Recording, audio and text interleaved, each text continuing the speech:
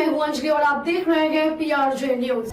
शिंदे जी भावुक हैं लेकिन अजीत दादा व्यावहारिक, ऐसा क्यों बोले सीएम देवेंद्र फडणवीस। महाराष्ट्र का मुख्यमंत्री बनने के बाद देवेंद्र फडणवीस कई मुद्दों पर खुलकर बोल रहे हैं। चुनावी जीत से लेकर महायुति में दरार की बात पर भी उन्होंने अपनी राय रखी।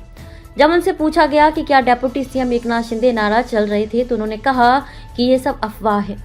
स्वभाव से भावुक हैं शिंदे। एक न्यूज चैनल को दिए साक्षात्कार में सीएम देवेंद्र फडणवीस ने कहा कि एकनाथ शिंदे स्वभाव से भावुक हैं, जबकि उनके दूसरे डिप्टी सीएम अजीत पवार अधिक व्यवहारिक व्यक्ति हैं। 2.5 साल रोलर कोस्टर की तरह। सीएम ने कहा कि महायुति गठबंधन ने बहुत मेहनत की, लेकिन पिछले 2.5 साल रोलर कोस्टर की सवारी की तरह रहे। उन्होंने ये भी कहा कि महाराष्ट्र में नई सरकार के गठन में कोई ज्यादा देरी नहीं हुई और न ही शिंदे जी किसी मुद्दे पर नाराज थे। एक गुट था जो चाहता था कि शिंदे समन्वय समिति के अध्यक्ष बने। कोई नाराजगी नहीं थी। शिंदे ने ही कहा था भाजपा का ही हो सीएम।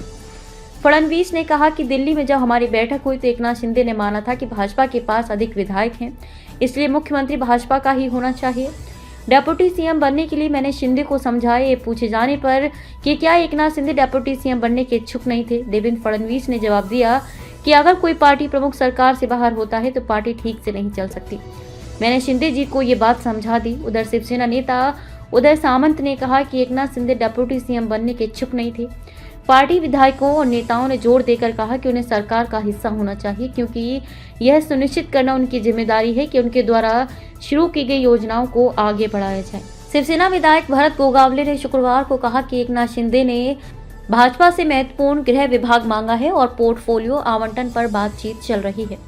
गोगावले ने कहा कि राज्य विधानमंडल के शीतकालीन सत्र से ठीक पहले 11 से 16 दिसंबर के बीच कैबिनेट विस्तार होने की संभावना है। विधानमंडल का शीतकालीन सत्र 16 दिसंबर से राज्य की दूसरी राजधानी नागपुर में शुरू होगा।